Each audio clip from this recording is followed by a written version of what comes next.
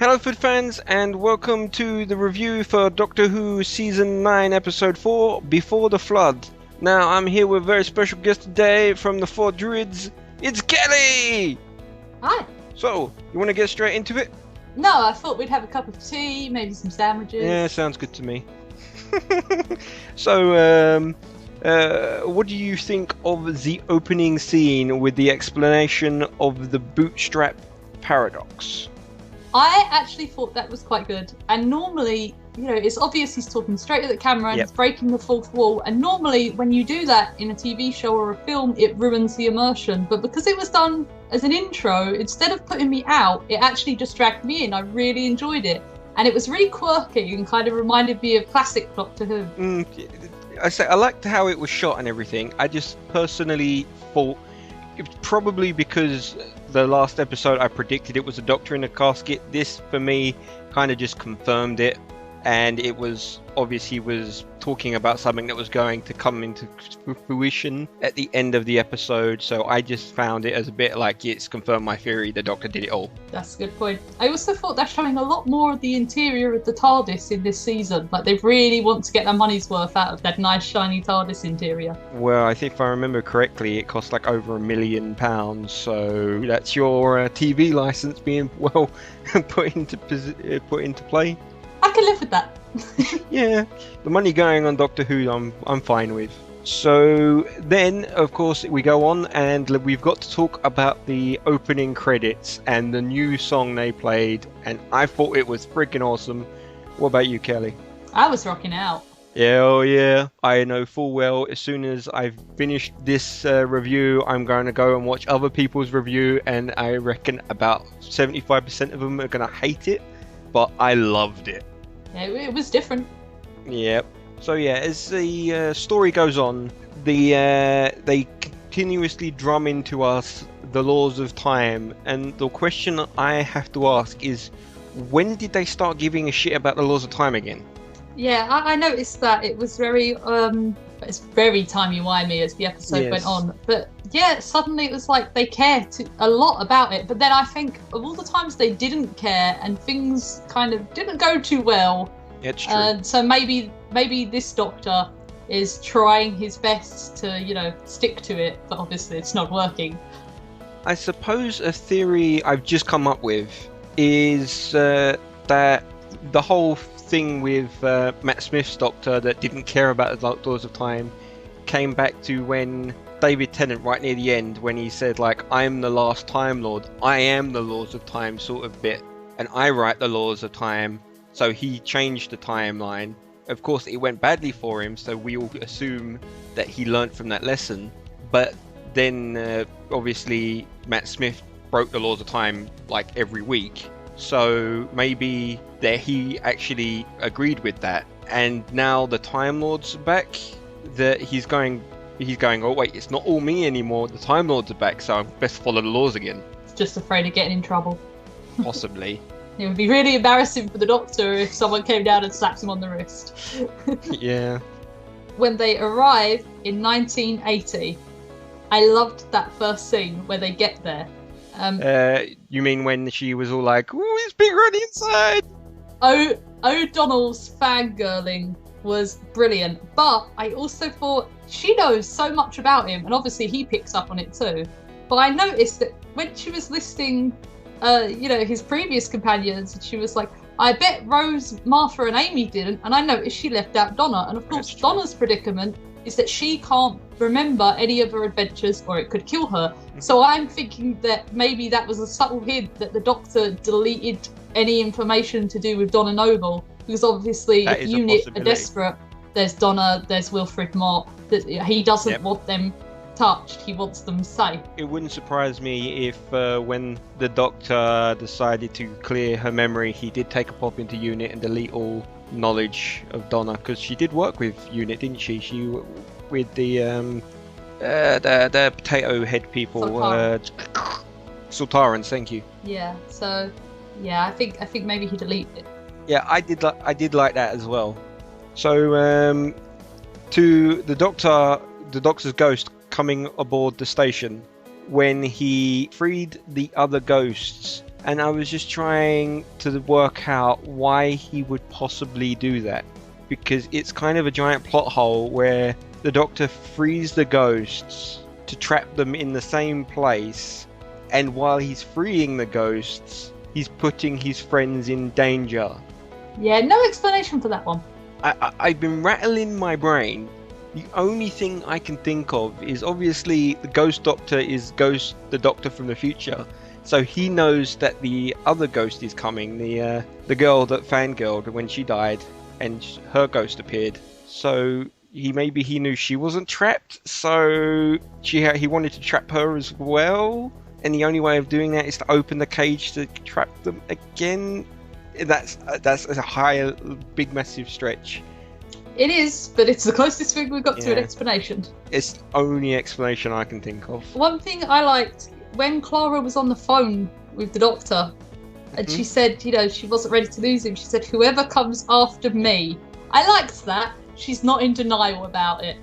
I mean, remember when Rose found out about Sarah Jane and that there had been others, and that was the first time she realised that she's disposable almost, Yeah. I like the fact Clara, obviously... Disposable, I think, is the wrong word. But she's not special. I know what you mean. I mean, of course she was. I'm sure they all are in their own delightful way. Yeah. But, she's not the only person he's ever picked to travel with, and she won't be the last. And at least Clara's not in denial about that. That was a nice touch, I will admit that. Also, coming up to the scene when the Doctor frees it, I love the bit where the Doctor's talking to his own ghost, and he's all like, "Oh, I'm a big fan," and of course, so the begs question is like, finally someone decent to talk to. Well, you spoke to yourself on many occasions, as in being a different person. I bet it never gets old. I bet it doesn't, especially when you really do think you're the smartest person in the universe and no one's on your level apart from you. I liked when the message changed, when he started saying the chamber will open tonight. I was like, whoa, calm down, Voldemort. That was my first thought, was the Chamber of Secrets has been opened. Yes. Yeah, that's true. Next thing, there's one thing, actually, the thing that stood out most in the episode, because I was like, what? That's just strange. When O'Donnell was killed by the creature, for one, I assume to get around ratings, there's no visible signs of trauma or anything. She just seems to die. Yeah. But she hears the thing go past, and then she sidesteps away from the wall, keeping her back to where the thing has just gone. And it was such weird framing, and just, it didn't work. It was like she deliberately stepped out to die. It was very, very strange. And that whole camera shot was just, what is she doing? Is she more fascinated by the 1970s Russian living room than the alien that just walked past? The only possible thing I can think of in that scenario is she realised it was chasing them and it was going to hunt them down, so she sacrificed herself, considering it was revealed that they loved each other, which I actually liked because it wasn't blatantly obvious. They liked each other in the previous episode, and then building up to this. But then if you look at the signs individually and analyze them, you could see there is a little bit of romance there. But I have something to say about that romance a bit later on, right near the end of the episode, so I'll save my thoughts about that until then. Next, I think I like the fact where it's the Doctor has decided he's going to change time, and he jumps in the TARDIS, and he's like, yeah, I'm going to fix it, I'm going to fly in there and save Clara, and who cares? And then he hits like, who's going to stop me? The TARDIS will stop him. Yes. I like that. And also the scene when he came out and it's like, oh, we went back in time half hour, where he could see himself. I thought that was very Back to the Future too, and I liked it. It was good, but also I realised that when the TARDIS makes its distress sound when it rings the bell, is genuinely a terrifying noise. You hear it and it's like, oh my god, what's happening? Well, it's the emergency alarm for the TARDIS. So it's supposed to mean that there's something bad happening. The TARDIS is worried, we should all be worried. Yeah. I thought, after we saw the Doctor's flashcards last episode, teaching him to be more emotional, I thought it was interesting that obviously he was given the speech by the character whose name I have completely forgotten. About That's true. I can't remember about names. how they were expendable to him because he didn't care about them, just Clara, and about how he was unfeeling. And then just a little bit later, Clara was given the same sort of speech from Cass. And Yes. I was like, it is interesting, the similarities, especially after the last episode where the Doctor said to Clara that the TARDIS only had room for one crazy person. That was my exact next note as well myself, that Clara's being selfish again. Yeah, she has. It's interesting because when they first stepped out of the TARDIS and when this season first started, I was like, wow, she got over Danny pretty quick. Because obviously it was like, the love of her life has died horrifically, and then she's just flitting about. But it looks like it is still there lurking under the surface, that this is her way of dealing with it. I love the way that they're handling it, because when they first said that they wasn't going to mourn over Danny, I was like, so he's just going to be ignored, so what was the point of that storyline? But it does seem like they're doing it in such a clever way where it's not, oh, Danny's gone, and it would be really off-putting if they did that. And it's just subtle things and the way she's acting. I'm not 100% convinced there's not going to be a breakdown coming, but at least this way they're building to it, so it might actually work. Even if there isn't, the point is a lot of people deal with grief differently. Not everybody breaks down, not everybody cries. Sometimes you overcompensate and you just get on with it. And I think it's interesting to see, like you said, most of the time TV and media is someone's grieving, so they overdo the tears and the hopelessness, but it isn't always like that. So yeah, Clara's character is quite interesting at the moment, which isn't something I ever thought I'd say. No, she's the writing of Clara is just starting to build again. Just starting. I'm still saying she's the worst assistant that I've seen, even worse than Martha. But she's starting to build. If they do something really clever, maybe she might overtake Martha. But it would have to be really clever because of the way they've the way they've done it last season. It just So they've really got to be clever with her. Yeah. So as we move on, we get introduced to the Fisher King. Back it up. Okay. Tick tock, tick tock, tick tock. You must have noticed that bit. Yeah, I noticed it. I was like, that was a throwback. As soon as you said that, I was like, so he does remember that he was meant to die. Because I did find the Doctor's reaction to that. We skipped that, didn't we? The Doctor's reaction to being told he was going to die. Yeah, but to be honest, he's told that so often, I kind of just browsed over it. It's kind of getting a bit silly. I know, that's the point. We browse over it, and by now you'd kind of expect the Doctor to do it too, but he seemed genuinely shook up when he realised that his ghost was there, and he was like, oh, I'm going to die. Oh, I couldn't, there's no way around this. And I'm like, are you kidding me? Come on. Yeah. Do you think anyone's going to buy that? There are 5-year-olds watching this going, really? It's true. But as I say, the whole TikTok, I completely didn't make the connection with the nursery rhyme, so well done. That bit, it was just I felt he was just going TikTok, TikTok, because time and wibbly wobbly and ugh. No, TikTok goes the clock, even for the Doctor. So yeah, nice one. So, what did you think of the Fisher King? Gosh, he's ugly. I actually really liked the look of him. Oh, it was good. He looked like an alien, but he stepped into the light, and I was like, I would not like to meet you in a dark alley. Well, maybe a dark alley, because then I couldn't see your face. But of course, the best part of him was his voice. It was like really deep and sinister, and that voice was amazing. I wasn't expecting it because we heard growls and we heard heavy thudding footsteps. So I wasn't expecting that level of sentience. Which I guess I should have been, because the Tavili had already said that he was, ruler of that last reign of oppressors. I was actually expecting a robot, because I heard a few clanks as he was walking along, and I wasn't expecting... It didn't sound like armor clanks, it sounded more like machine clanks. So I was just like expecting a dodgy robot of some variety, but I actually was really, really amazed. Yeah, the way he moved was a bit awkward because I guess what it is it's a guy with a giant puppet on his head, and I can understand why he's moving awkward, but his look and that voice was just wow. Next bit I have is Clara and Cass stalking through the thing.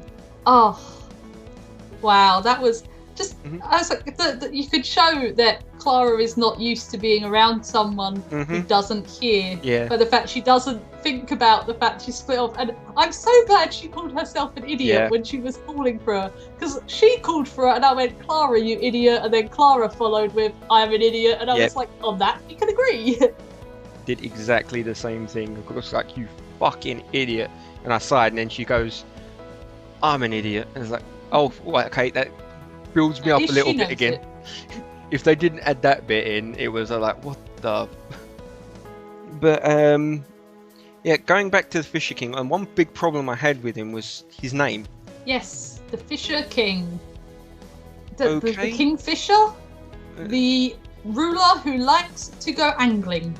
Did you just went, oh shit, I can't think of a name, and look around, oh, there's a fisher, there's a fish, there's a crown, Fisher King, or was he playing Candy Crush or something? I don't know. Is the Fisher King his title? Is the Fisher his species or a name? Or that bit doesn't bother me. It just sounds lame.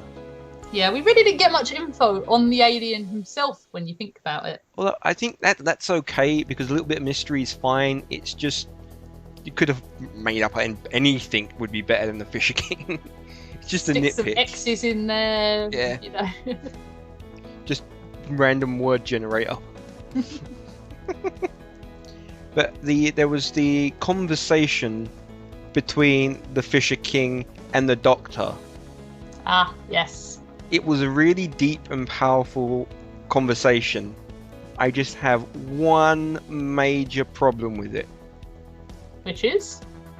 It's one of those things, unless you actually look, you probably won't realise. But it's near enough a really similar conversation to the one between David Tennant and I can't remember his character name, so I'll just say Giles. Anthony in School Head. Reunion. The Krillitane. Krillitane, yes. It's almost similar to that, which usually I would say, okay, they have a similar sort of conversation, but it's the same writer for both of them. So Well, it's then that shows. yes, it definitely shows. It's a really good conversation they had, but it was a bit of a you've already done this, mate. I'm sorry. It's really good, but still. I quite like those confrontational Yes, bits where they're it was not good. about to, well, they might be about to fight, but they still take the time to speak. Also, earlier on, you said you'd already twigged that the Doctor was going to be in the stasis chamber. I've got to admit, I was late to the party on that one. Oh, fair enough.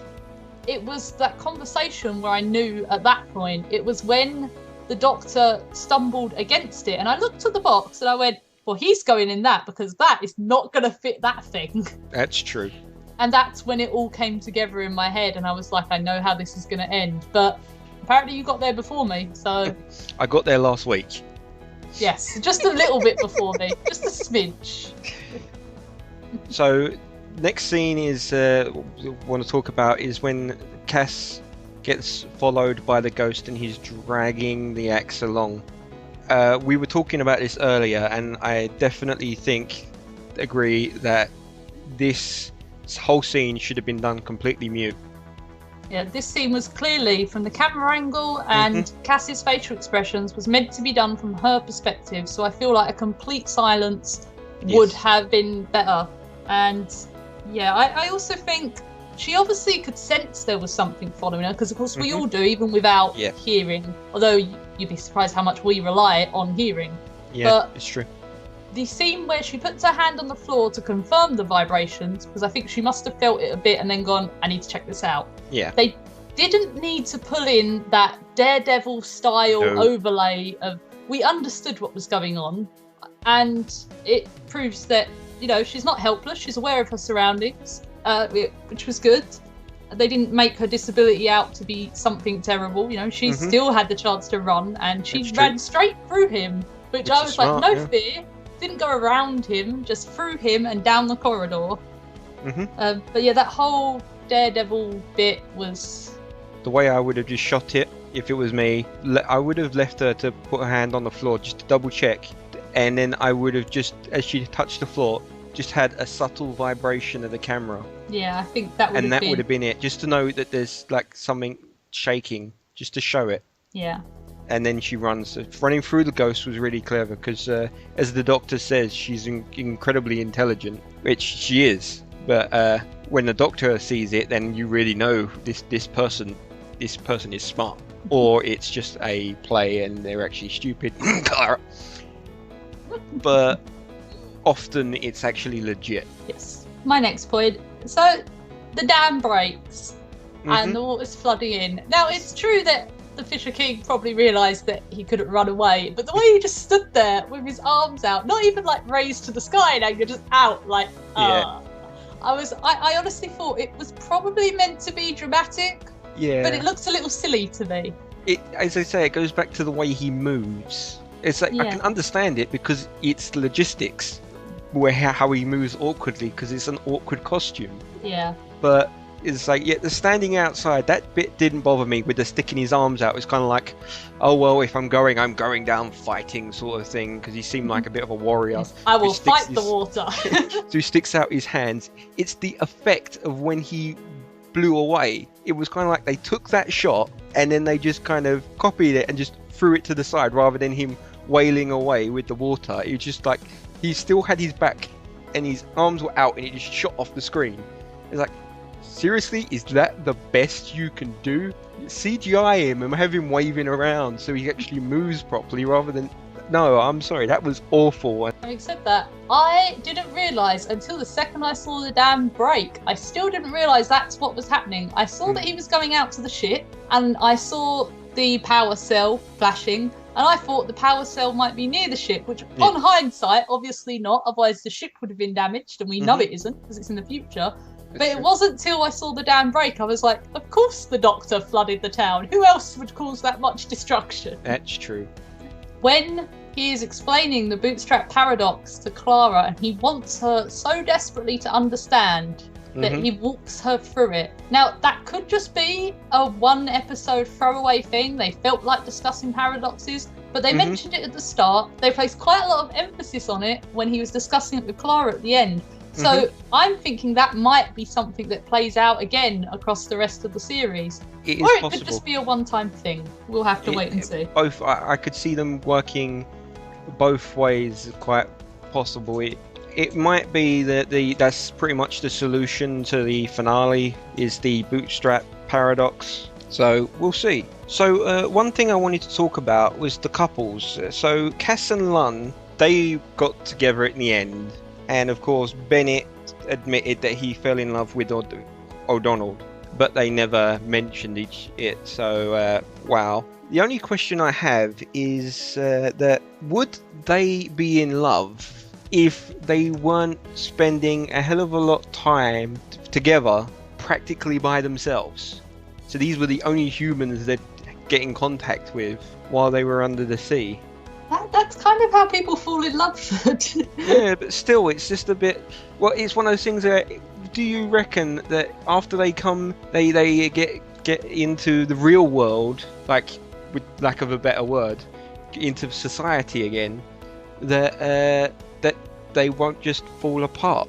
Well, do we even know how long they're down there for? For all you know, they only go down for a week at a time. They could... I suppose, but... It just seemed like they were down there for an awful long time, so it was like... It's just something I thought about. The thing that I didn't like, actually, was Cass and Lun. I didn't get any romantic vibes from him the whole way through. In fact, it seemed more like Cass was mothering him. You know, she was really protective of him, and not necessarily in an equal way. It felt like she was... True. Obviously, she was his superior in rank, But she Yeah. wouldn't let him onto the ship, and all this, and it didn't seem romantic. It seemed more like parent and child. So that actually threw That's me true. at the end. I was like, really? Is that what we're going It- for here? It did seem very parent and child, especially. I can understand why, out of all the crew, those two would be the closest, because Well, I found it Cass. weird that they've clearly, like you said, the impression is that they've been down there a while, and yet none of Yeah. the other crew members have made any effort to learn sign language. That's Which true. you'd think, if you're going to spend a lot of time with somebody, you try and learn their language. You just try, even if it's just like some basic. Just good morning, how are you? Pass the sugar would be nice. Yeah. But yeah, they didn't try. Which is, But because of them not trying, I completely understand why Cass and Long would have a deeper connection. Assuming they're down there for an awful long time, Yes. he's the only one she can communicate with. yes, So I can understand why that would bring them closer. yes. But a romantic connection after the way they acted, Felt a little wrong, a little false. it did. She seemed. Not that there's anything wrong with a more mature woman being with a young. If that's what you're into, fine, whatever. But it did seem more like a mother and son relationship than a Lovers. man and woman relationship. lovers relationship. Yeah. Overall, what do we think? I thought this episode was okay. I enjoyed most of it, but it's just that plot hole. I can't give it a good episode with the plot hole such as the ghost doctor opening the cage just to trap them in the same place again. I can't look past it. Yeah, that was a bit of a strange one. Unless we missed Mhm. something, in which case maybe people will let us know in the comments. Yes, let us know in the comments. And have you got anything else you want to add? Overall, it was good, and considering obviously nobody knows this is my first time here, I was so disappointed in the last season. I had such a hard time with it. I was pretty much Mhm. ready to quit Doctor Who. I only started watching this season because my husband decided to, and so far I've been pleasantly surprised. I've enjoyed all the episodes so far, which makes me nervous. Yep. I've been waiting Yes. for the other shoe to drop, but no, it's been enjoyable. I'm looking forward to next week's. The trailer looked great. We've got Maisie Williams from Game of Thrones and Can't wait. Vikings. Who doesn't love Vikings? Vikings as well. It's like, well, I live in Sweden, so you gotta love Vikings. It's required by law, or they kick you out. As Hannah just added to me, it's not just Vikings, it's space Vikings. Vikings in space. But yes, we shall see what the future holds. It looks good. Yes. It looks promising, which makes me very nervous. But watch this space. Yes. Well, as long as we're nervous, and we don't mean we're not going to get ourselves too excited and too hyped, so it has more likelihood that it's going to be good.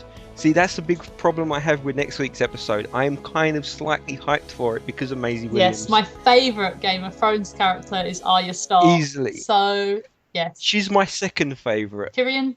My first favourite's Tyrion. Thoughts? So We'll see where it goes. we'll see, and I hope if you want to know what my opinions are on that, definitely like, favourite, and subscribe. And let me know what you think of having someone else do this review with me. I think it's gone well. What about you, Kelly? I still didn't get my tea and sandwiches. I was No. promised tea and sandwiches, but No, you asked for tea and sandwiches. I never promised nothing. Well, I hope you've enjoyed this review. I'm the Food. and I'm Kelly. Thanks for watching.